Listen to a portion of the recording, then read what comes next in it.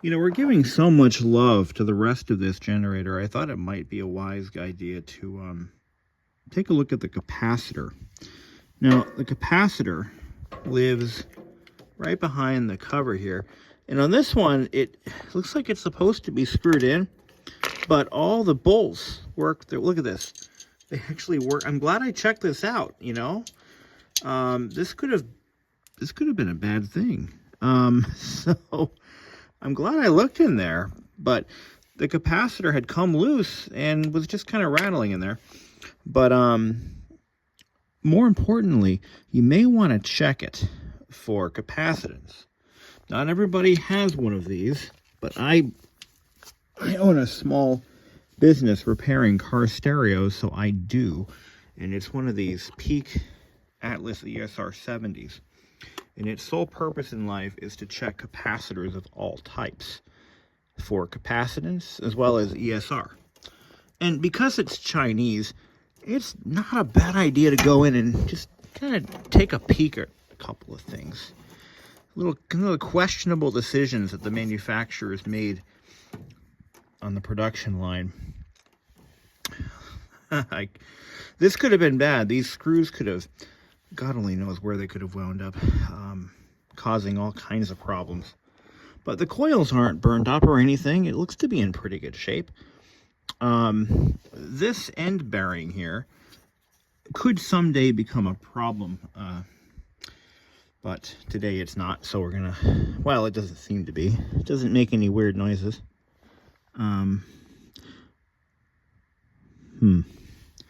To get this bearing out, you would have to remove this back cover.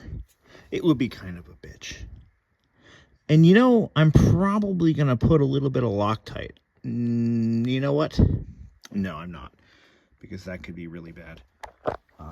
Let's just assume that those bolts vibrated loose. But I'm going to rotate the engine so you can see.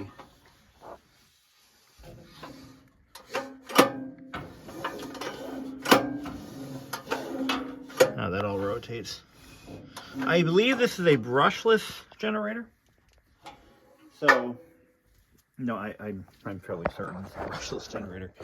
Unless the brushes are on the other end, I'm pretty sure this is a brushless unit. But it seems to be good and tight.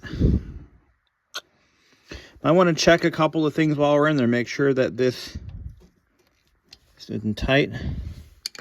Check our ground wire. That's kind of, I'm going to put a banjo connector on this. That's a fork connector. I'd be happier with a banjo connector. I feel safer anyway. So anyway, let's go ahead and check the capacitance. Now this capacitor is rated for 28 microfarad plus or minus 5%. And it's rated for 450 volt AC. These are easy to replace. They're not terribly expensive. They are potted, so you can't really service them. But a visual inspection, just make sure that there's no cracks or bulges or anything like that. But this is not a very expensive part to replace. It's just a couple bucks, relatively. So we're going to turn this guy on. Now, before you do this, before you even take this off, you want to take your screwdriver and just kind of ground out these terminals, okay? Because this can pack a wallop. If we had just run this, it would probably stand you up. So we're getting, let's see, 26.02 microfarad, 0.09 ohms ESR. So this is actually within 2 microfarad, and that is well within the 5% limit. I'd say that's a pretty healthy component. So we're going to put this back. These are not polarized. They just plug in any which way. And I'm going to screw this back together. You know, I have this nagging sensation that I need to tear into the other end of this unit. So we've gone into the engine, we've adjusted the valves, we're replacing half the fuel system. We've found a lot of things that need to be kind of tweaked, but I haven't looked inside the magic box. I think I'm gonna look inside the magic box where all the pixies live. I'm not sure I'm gonna be prepared mentally for what I find. but it's worth a look.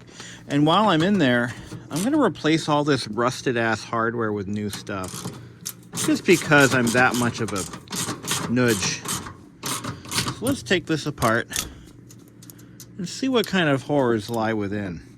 I'm going to unscrew all 4 of these bolts. This thing should just kind of come out of here, and we'll want to make sure a couple of things are, you know, on the up and up. I want to make sure there's no corrosion in here. I want to make sure there's no loose connections. Just kind of check things over. I think it's worthwhile. Okay, this box should be nothing more than a glorified power distribution module. That's pretty much all it is. It takes the, there might be some diodes in here. I'm not really sure actually, but I don't expect there to be a lot of passive components in here. I've never had one of these apart, so this will be kind of a, let's just see what's in there. Oh, yeah, that's all it is, and it looks pretty straightforward. They soldered. Okay, that's oh, they're not actually. It smells like Harbor Freight in here. No joke.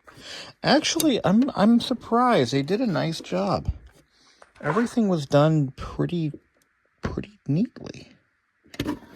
Actually, nothing really to write home about. These look like pretty good quality outlets.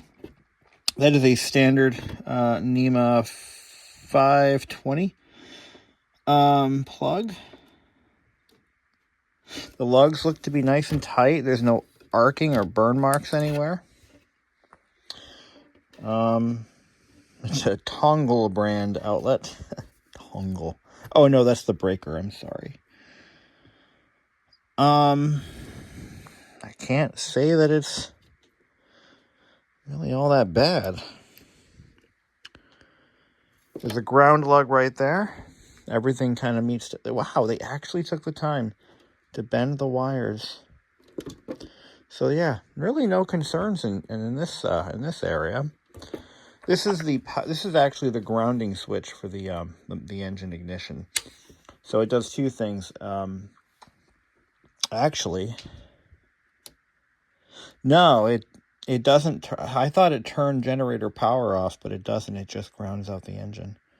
That's this gray wire here that goes to the motor, or to the coil, and it's got a ground lead. Interestingly enough, that is the only means of turning off power. So, okay. You do you. I believe my Honda has 2, actually has 2 power switches. One kills the power going to the power distribution box. And I'm going to take one of these to the hardware store. I'm going to try to find one of these. One of the things that bother me, of all the many other things that bothers me, but fasteners on anything I own that are rusted, I have this tick, if you will, that forces me to replace them or clean them up. And because this kind of hardware is super inexpensive, I'm going to replace the hardware rather than leave it the way it is. So we're going to take one of these off so I get the right one. And I'm going to go to the hardware store and we're going to get some nice hardware for this. I just don't do rust. And this hardware, by the way, is so rusted. It's pitted. Look at how bad that is. This thing definitely sat outside for a time. Probably not a very long time, but it was, yeah, it spent some time outdoors. Yep, no doubt. So we're gonna just make it. We're gonna make it new again. And I'm gonna get these. I'm gonna take one of those as a reference. Bring them over to the hardware store. And we'll get some new hardware for it. Make it pretty. Yeah. Just a little bit of effort. All right, just got back from the hardware store, and this is what I came up with. These are modern day. These, I believe, are plated. Does it say? Serrated hex head. I believe these are zinc plated or something. But these aren't going to just flash rust like the original hardware did. And if you look, I can't find these anywhere. And these are just pure rust. So I'm going to have to clean these up. And I'm going to, I have a can of zinc plating, and I'm going to use that on these. Why go through this much effort? You know, I figure if I'm going to have something like this in the house, I'd rather it look good. I'd rather it actually be functional. And, you know, those sorts of things bother me. You know, it's just a quirk of my personality. It has to look good. It has to function 100%. Otherwise, I'm not going to hang on to it. But nice, shiny new hardware. This thing is going to look great.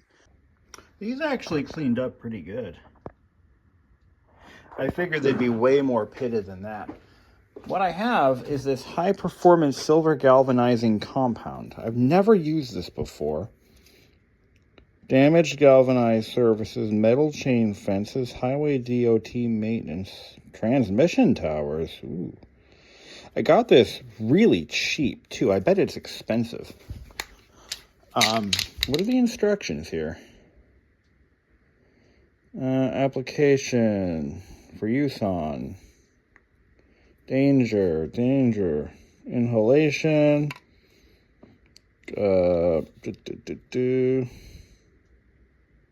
Dries in 10 minutes.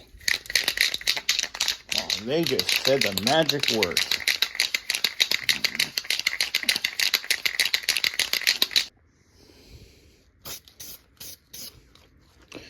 If it's good enough for bridges, it's good enough for a Chinese generator. Let's see what we got and make it look pretty. Look at that. Now we just let that dry in 10 minutes. Flip it over and do the other side, right? Oh, this stuff smells awful. Oh my God.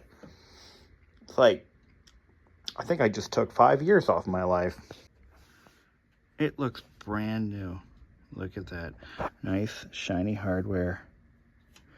Nice. So, if you find it on any small engine or anything for that matter, if you find that your oil seal is the consistency of plastic on your fill cap, it's time to change it. So, let me see what I have for, I think I have some Viton O-rings in here. See what I got. I have a whole bunch of stuff. Are these Bunal N or are these HNBR? I think these are Viton. Alright, they should take care of that oil leak. That's not going to leak. There was oil everywhere. I really washed this off. So we're going to do this on my workbench, or my desk. Carburetor's already cleaned, so we don't have to make a mess. We don't have to worry about it. But we're going to put this carburetor back together with all new parts. So I got this rebuild kit for the carburetor, and it is pretty much all inclusive. It includes almost everything, even things I didn't know we needed.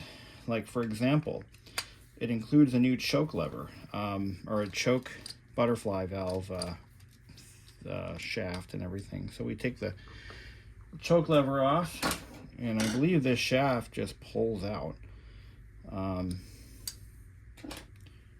Take a screwdriver in here.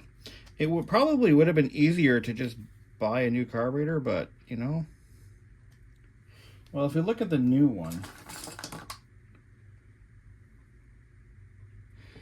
okay, so we got to take the butterfly valve out first. Okay, and how do we do that? Just pull out. I think it does. So the way the valve, yeah, we should just be able to pull it right out.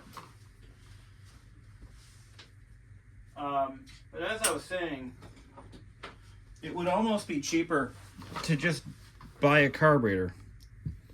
I think this just comes out. No, huh?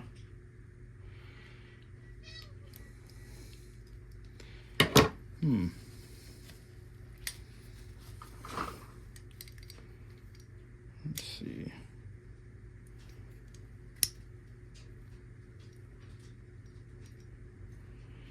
I can't say I've ever worked in one of these exactly the same way. So let's make sure it's the right part and that it has the same geometry. Oh yeah, it's the same part for sure. Maybe you have to break it. No, huh?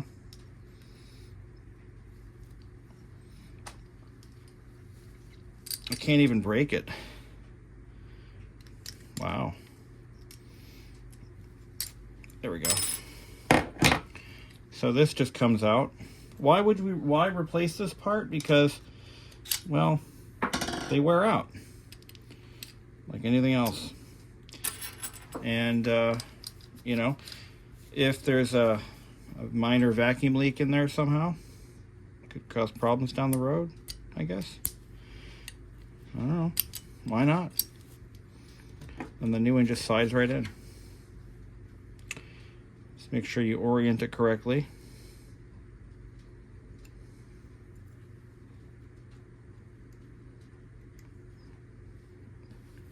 Uh-oh.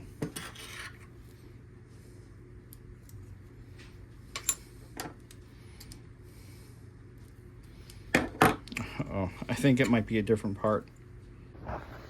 Okay, so we got a new throttle plate, choke plate. And that action is nice and smooth now. Snaps in.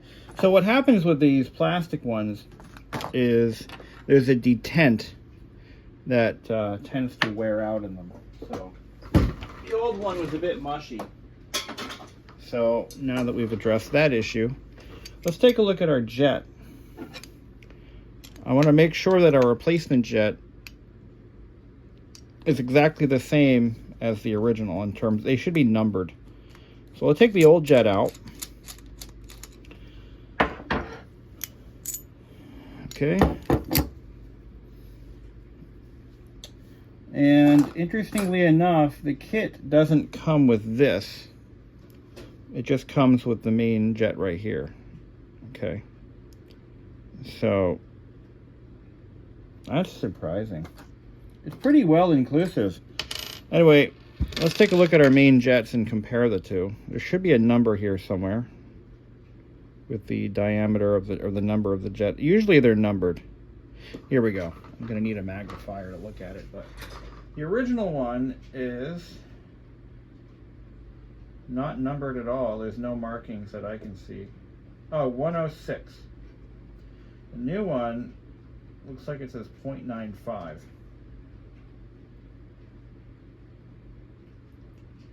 And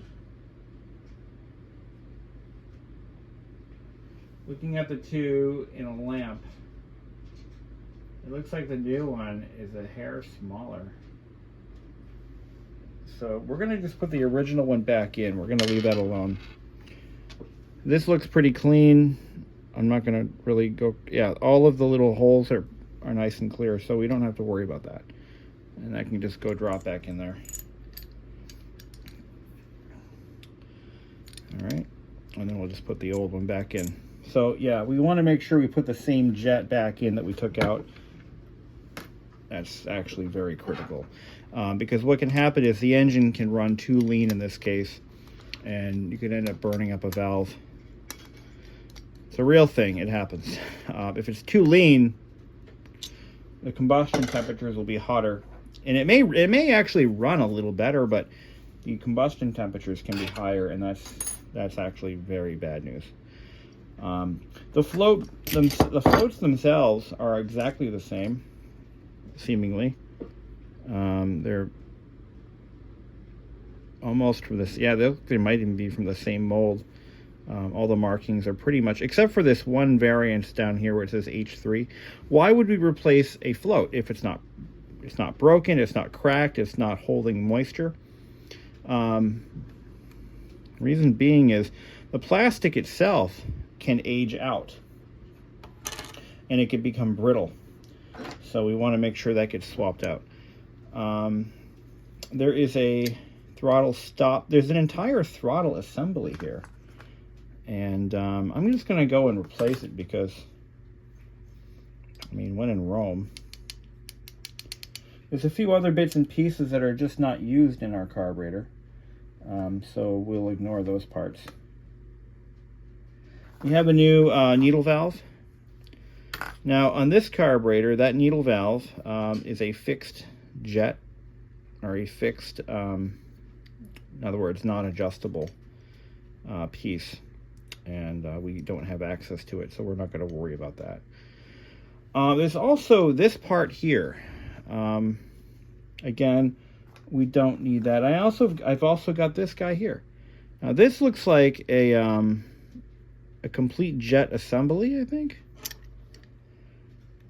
I'm not even sure what this... Oh, you know what? This is, I think on a newer version of this, this is your float bowl stop valve. It actually takes the place of this slug, I think. I could be wrong. No, wait. Hold the phone. I know where this goes. And it goes with this. So this, yeah, that's your what is that? Your idle jet, I think. And to get that out, you have to remove the throttle stop screw. So what I want to do is I'm going to mark that screw. And we want to make sure it goes back where it came in. See if we can do that. So we'll just take a marker here. Oh, that's not going to show up. I don't have any paint pens. We may have to readjust the whole thing anyway. So I grew up working on Briggs & Stratton and Tecumseh carburetors. They are a completely different animal from this newer stuff. So excuse my incapacity, my incompetence. So this comes off like that, and then this whole thing gets slid out like so, like that. Let's compare the two and see what we're dealing with. Oh yeah, this is something that we want to replace. You can see that the O-rings have dissolved. There's supposed to be an O-ring there and an O-ring here. Yeah, this was due for replacement. Is there a number on this? Or is it just a... I don't see any identifying marks on it, so we'll just... But it looks nice and clean in there. With one exception. I'm just going to take some air here and we're going to blow this out. See what looks like a little piece of something in there.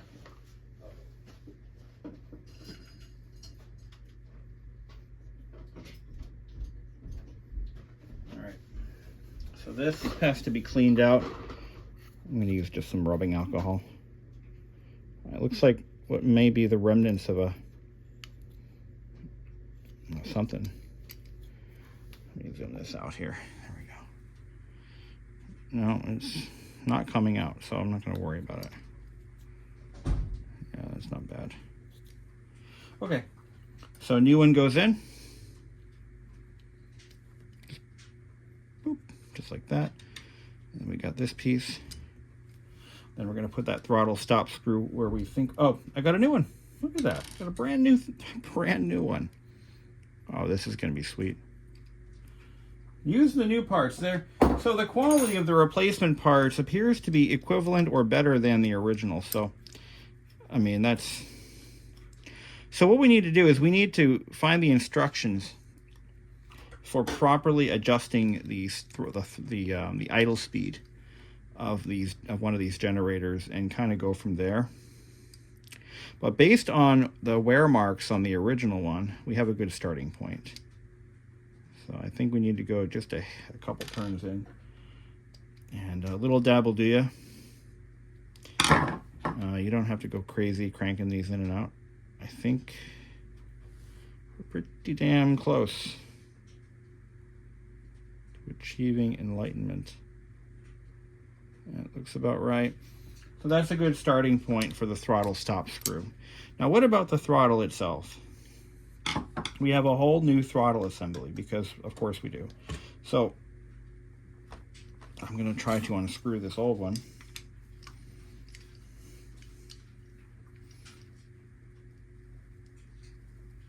Nope, nope, nope. Whole lot of nope. We're not messing with it.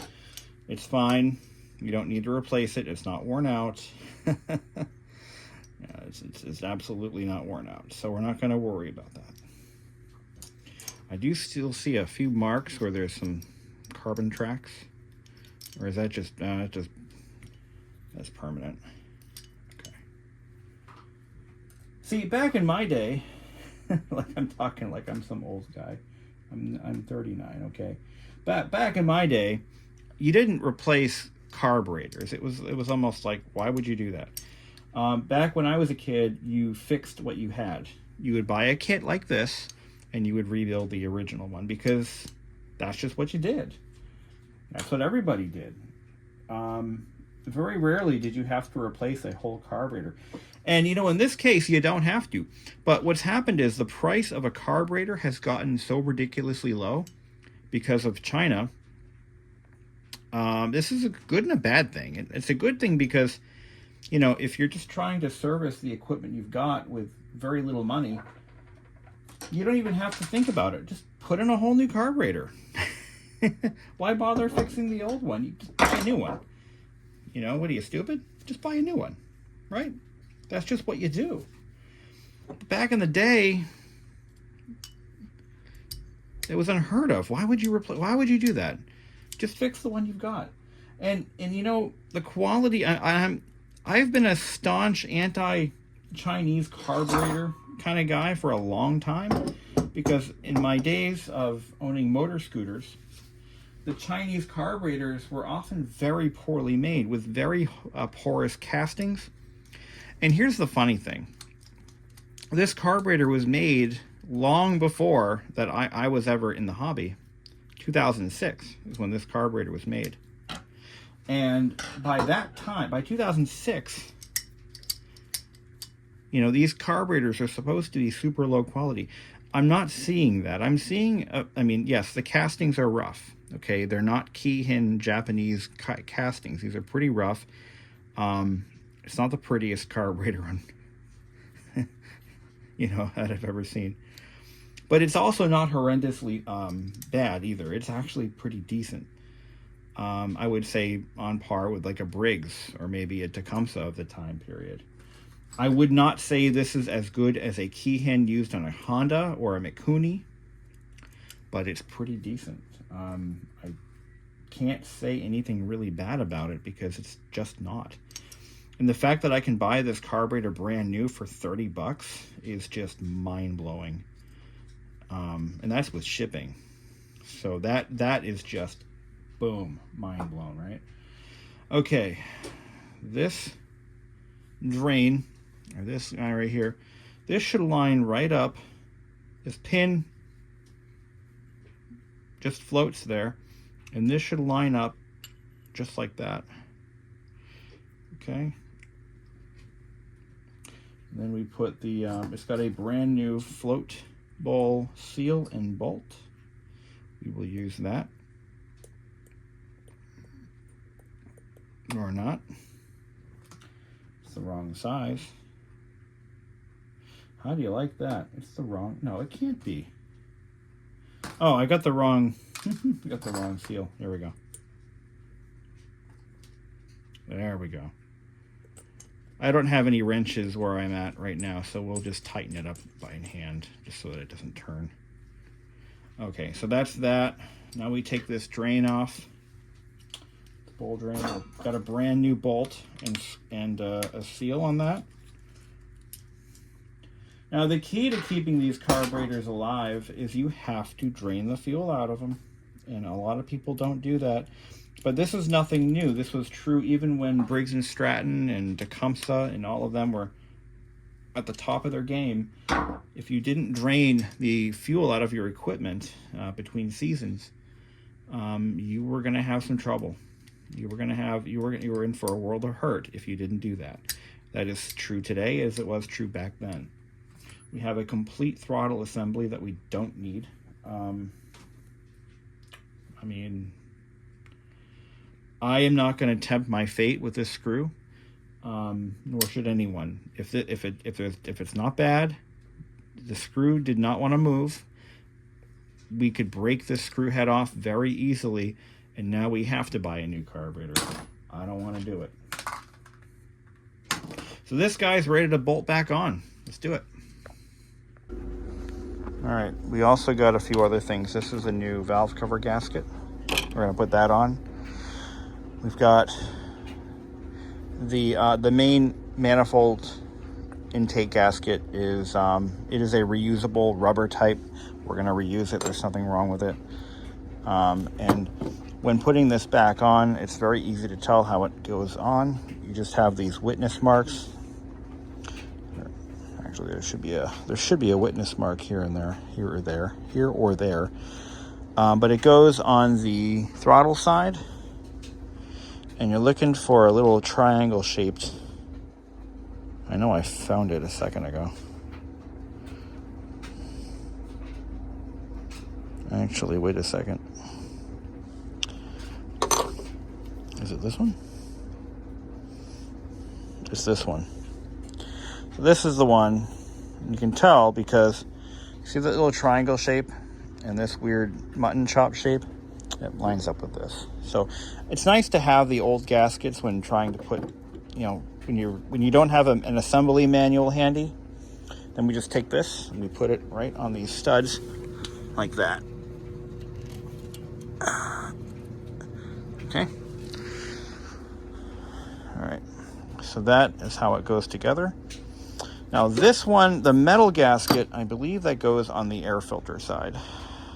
Yeah, it goes on like that. You see how it fits perfectly like that? Okay. So now we just got to reconnect the linkage. And we can put this baby back together.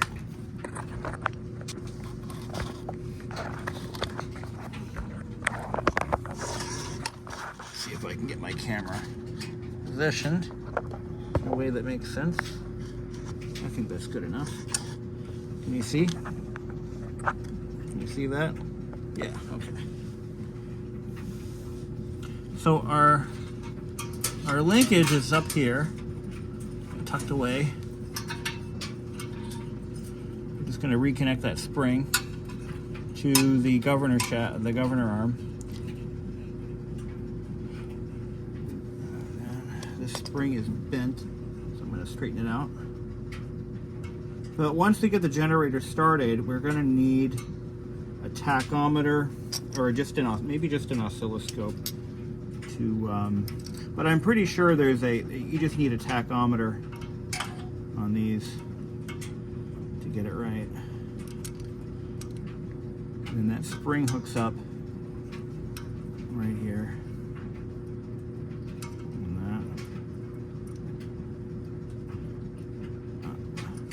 So our adjustment point is going to be that plastic screw that we replaced a second ago. There we go. And that's just going to go on like that. Okay. Now,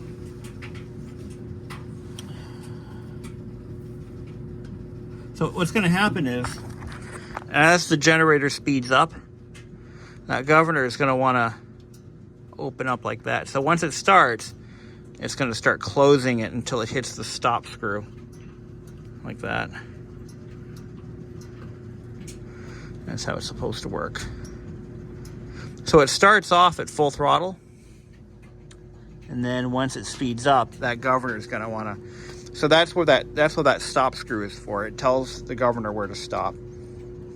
So then you've got your choke. All right, let's get the rest of this back together. There it goes on like that. Got the flange nuts.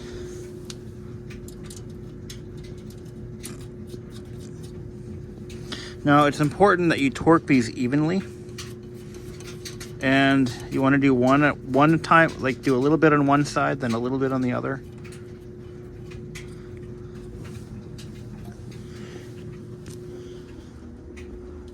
And I do them by feel.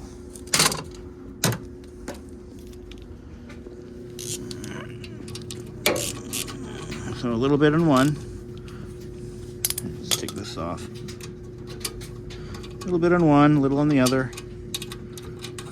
Just like that. And that's going to make sure that that carburetor base gasket is set properly. I have to say I've gained a little bit of respect for the quality of the meat and potatoes of this unit. I didn't know what to expect. My expectations were very low. I mean, I cannot stress how low they were until I started working on this thing, and I realized it's not as bad as I thought. And this is, again, 2006, back when Chinese motorsports were really earning some terrible reputation points across the industry for just pure shitty quality. And those units, there are very few still on the road. They were bad. But this thing is not. So these are all 10 millimeter flange nuts, and these are going to hold the that basket in place. So we're going to get those on. Now we need to set our spark plug gap. So I got a brand new plug for this. It didn't really need one, but I got one. And it's a private label from GeneratorGuru.com. Look at this, Generator Guru. Now, this is wonderful and all, but they don't put a number on this. So I'm gonna have to keep the original one just for reference, which is stupid. There's no markings, so you know, there's more than one spark plug for a generator, so that's kind of bogus. But the correct gap is 0.027 to 0.030. So I'm gonna set that gap right now. So 0.027. Now we just put it in. I would have bought an NGK plug, but this was just one less transaction to deal with, because Generator Guru has all the parts on hand. And what's interesting is they came from the UK. Yeah, they were shipped internationally from the UK. Found that to be bizarre.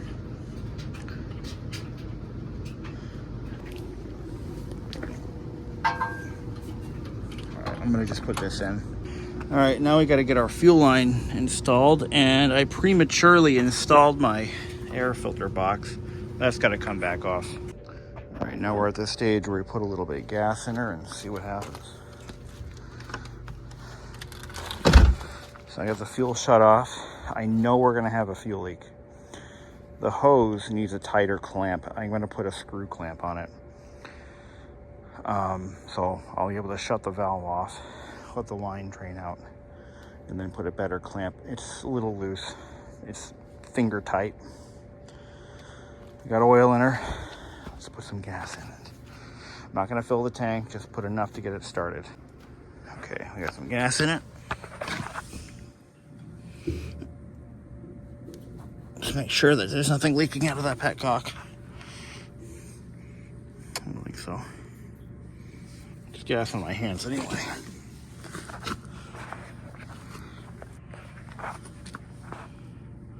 Oh yeah.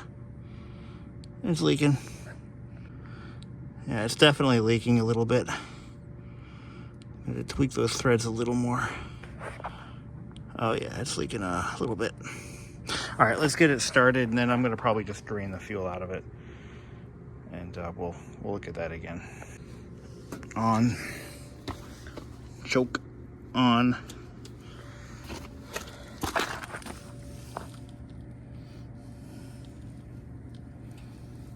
Yeah, I don't think we're in bad shape. Okay.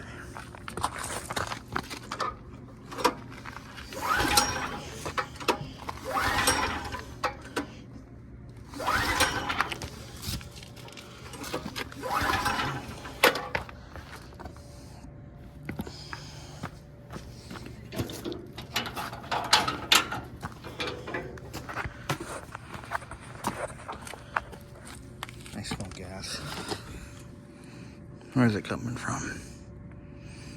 I should have started. Yeah, we know that that's leaking. Well, I'm not really sure how.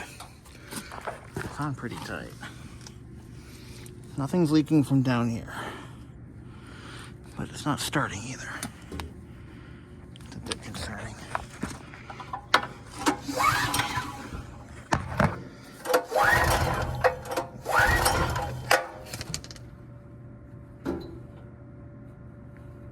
Oh, it was off. Fuel was off.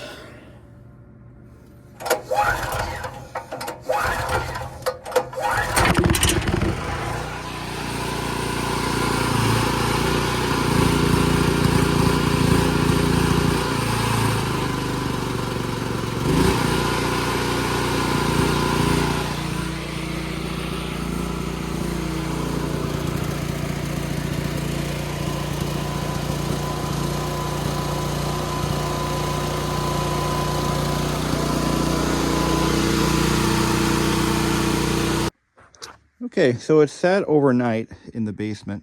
It's now noon the next day. And what I've done is I just wanted to see if anything drips out of it. But now what we're going to do is we're going to start it up. We're going to check the voltage output and the frequency. I'm not going to bother hooking my scope up to this because, well, it's just extra work. But instead what I'm going to do is I'm just going to use one of my multimeters. And we'll see what the frequency and voltage looks like. This one do frequency and voltage? Yeah, it does. All right, we'll take one of these and we'll just see what it looks like. And then we'll go from there. Of course, I want to put this thing under a load. So I'm using this little space heater. And once we've done all that, I'm going to drain all the fuel out. There we go. It's a cold start, by the way.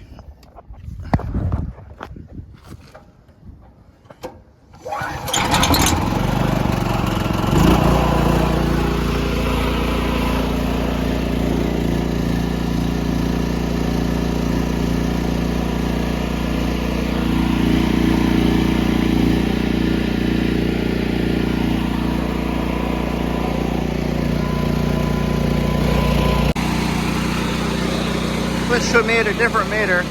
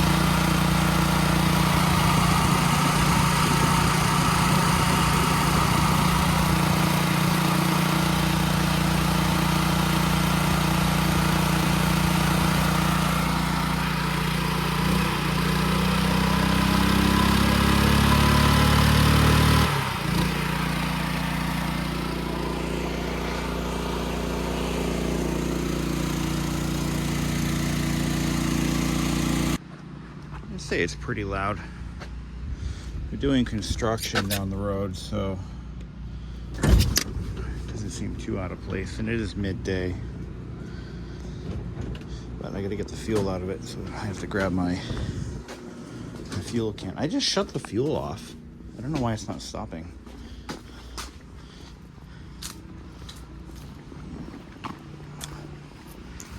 It's still going. Smell the paint is burning off the exhaust.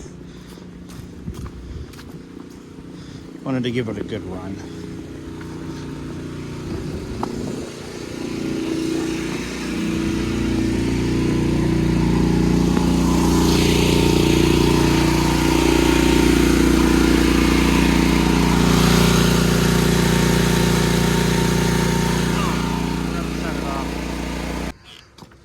So based on what I'm finding, it runs amazingly well.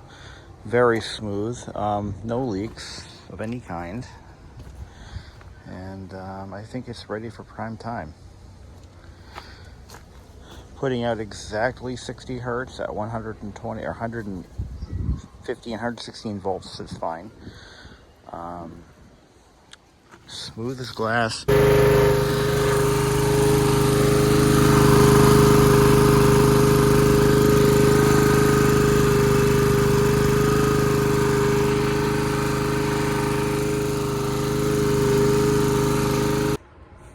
So this is our old generator. This is a 1996 Honda, and she's got issues. Fired right up, but the float bowl seal is bad, which I know I replaced, and yikes. Yeah, she's got issues. Runs great though, but yeah, float bowl seal's bad. Leaking fuel from at least 2 places. It looks like the fuel separator strainer thing is leaking, and yeah, not a good time. Not a good time. Shut the fuel off. Let's take the bowl off and drain it. So I'm actually giving this generator away to a coworker. He says he could use it, so I'm like, all right, come and get it. But you've got to fix that carburetor. It ran fine last year when we had the power outage. I ran it for about 2 days without any real issue. Actually, no, I take that back. It was freezing up. The carburetor started freezing up on it. It was so cold. And that was the only issue I had. But yeah, we've got a bit of a problem there. Let's see what that seal looks like. I'm not fixing it. That'll be a cold day in hell. Let's see what we got. Fucking gasoline. Oh, let's see. Oh, it's intact. But I think it's, I think it was a cheap Chinese replacement. That's why it leaks. Well, I do see some buildup there. I can see why it leaks. But yeah, good times. I mean, it runs. That's half the battle, right? Let me see if I can bail this fuel. I want to get the gas out of it because I want the gas back. It's good fuel. I think I found the problem. So I think it's coming out the overflow, which is on the other side of the bowl. But look at this. It's not stopping the fuel flow. So that that float valve is bad. So there you go. That's part of it. How much gas is actually in this machine? Quite a bit. Quite a bit. More than I was hoping. But it's nice and clear. That's how you know it's good. Ethanol, when it gets a lot of water contamination, you get a cloudy fuel that obviously can't be burned very effectively. But this looks pretty clean. A little bit of sediment in there, but that's not an issue. So that's how you know you're in good shape. So the fuel's fine. It's just we got a bit of a problem there. So I'm going to tell him he needs to rebuild the carburetor. It's like an $18 kit, and not a big deal.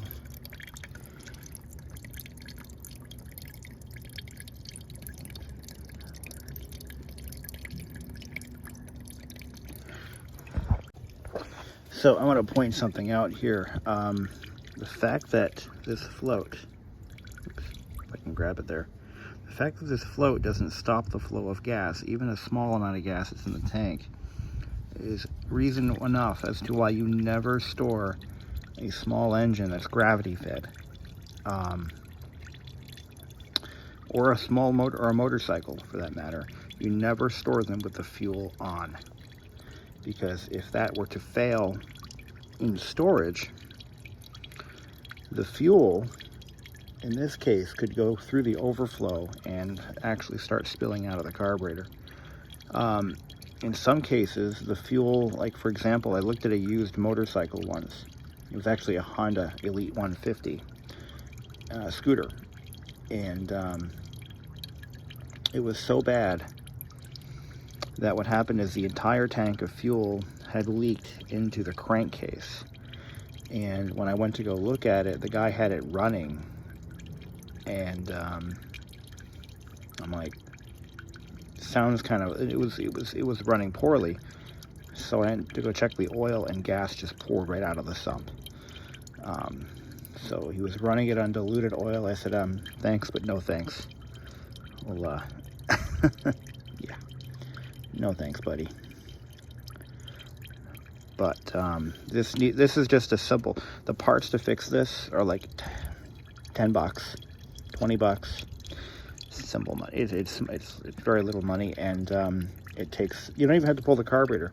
We can fix all of these issues by just pulling out that seal and dropping the bowl or the float, put a new valve in there, put it back together with a new seal, and it's all set to go. It's pretty much that simple. Easy stuff to fix. But the shutoff works. That's one of the first things I wanted to check. As long as that works, we're good to go. So my coworker is going to hopefully come pick this up and get it out of my face. I don't want to put any more money into it. I've had this thing for a lot of years, and it's just too small for my needs. Way too small. This generator actually, I'll tell you the story behind it. I've said it before in other videos, but this actually lived at an airport, a small fly-in, fly-out airport. And is there any other kind? No. But it lived at an airport, and the guy who owned this generator, he had his small little plane parked out in it wasn't parked in a hangar. They parked them in a like in a parking lot for planes. Tarmac, I guess. Anyway, whenever he would go to, he would regularly have to charge the battery in his plane, so he bought this generator to charge his battery whenever the need arose. And it would just sit there running on aviation fuel. This thing ran on avgas, that's low lead gas, its entire life. And that's what it was used for. So, probably has more hours. There's probably so many hours on this generator, it's not even funny. Just cleaned up the flange on this. It was pretty dirty. I thought I had cleaned it the last time, but maybe I didn't. But this might actually fix the leak. Clean that up nice and smooth. There's a lot of buildup on there, and now it'll seal. So if he replaces the seal, then it should be good to go. If he doesn't, it might be good to go as well, But it'll run as is. Just don't ever leave it like that with the fuel on, because it'll flood the... it'll just flood it right out. Flood the engine. You'll have gas spilling everywhere. But that might actually fix the leak. This thing, I took the petcock back off, and I added some thread sealer, some Teflon tape. It doesn't need it. It's got a rubber seal in there, so it should never need it, but just a little safety measure. So that thing should be good to go. All right, one more last final step. Now this should have an inline filter. I hadn't put one on yet because I just wanted to make sure we had everything going before we start adding stuff. Now the kind of filter that we want to use for this is one of these little red filters. These are good for gravity feed systems. This is what was on it, this exact type of filter. I think these are too restrictive. In fact, one of my viewers made a similar comment about this, and I was wondering about that myself. These can be pretty restrictive. You know, whereas this one, I can feel the restriction in that one. Whereas these, not so much. I actually took one of these apart, and there's a tiny, a very small mesh, very tight mesh screen in here. That's all you need. You don't need any more than that. Really, anything more than that is overkill. So what we're going to do is we're going to just pop this. Now, this is a bidirectional filter. There's no arrows on it, whereas these are directional. So I'm going to cut the line. I'd say right about, I don't want it over here because it's going to vibrate against the engine cover, but if I put it right here, that should be good enough. Now the fuel is off and there's no fuel in the tank, or at least not enough to flow. So that's where we're going to put it. Okay, that should take care of our fuel filtering needs. So we have, not only do we have the mesh in the tank, we also have a much tighter mesh here. So there's nothing going in that carburetor. I mean, nothing of any value, any note. So at this point, I think we're ready for the apocalypse. This engine runs good and tight. I don't hear any complaints from the valve train. I don't hear any knocking. It's not blowing smoke. It runs clean. I figured out where the oil was coming from on the bottom. It turns out there was another, and I guess I didn't notice this before, but there is a fuel filler right here. Depending on the engine, this is a universal engine. Depending on its application, depending on where it's positioned, you've got this guy here. Now, I took this cap off, and I found that the original seal was hard as a rock, and it was definitely leaking. So we took that off, put another seal on that one. So the oil leaks are resolved. The valve cover gasket is installed and replaced. Carburetor is good to go. It's putting out good. These don't put out clean power. Now, there's another thing I want to bring up. These lower cost open frame generators are notorious for putting out dirty power. This is something that is well known. But there's something that you've got to know. Prior to inverter generators, which are a fairly recent thing, this is what people use to power their houses in an outage.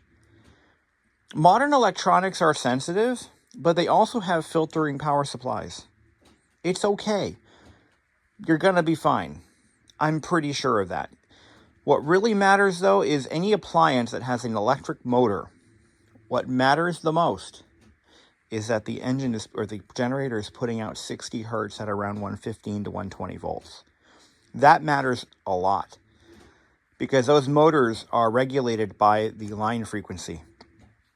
So if it's above or below 60 hertz, that motor will run at the wrong speed. Where that really comes problematic is in a furnace, your oil pump. It has to run at a consistent speed, at a stable speed, and at the correct speed. If this engine revs to the moon, that oil pump is going to spin faster, okay? That's where you really run into a problem. And that's where inverter generators, where they're very well regulated. I don't know if the frequency is as regulated, but I think it is. That's what you want. But this will do the job, sure as hell. Any AC powered appliance or piece of electronic equipment, you're not sending straight 120 volts directly into the most sensitive components of that device. It's going through a transformer. It's being cut down to 12, 9, 6, whatever volts it requires, and distributed internally through filtering capacitors, diodes, and all these great, wonderful things. This generator is not going to kill those devices. Would I run those devices regularly on one of these? No, of course not.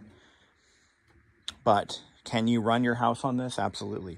I know plenty of people who do exactly the same thing and have no issues. Just something to consider. That's all.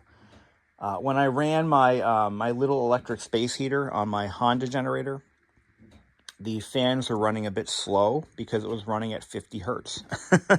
So the fans are running slow and I wasn't really getting a lot of heat out of them. But this thing here, not an issue. No. Well, thank you all for watching, and I hope this has been informative for at least somebody. Not just me. Until then, guys.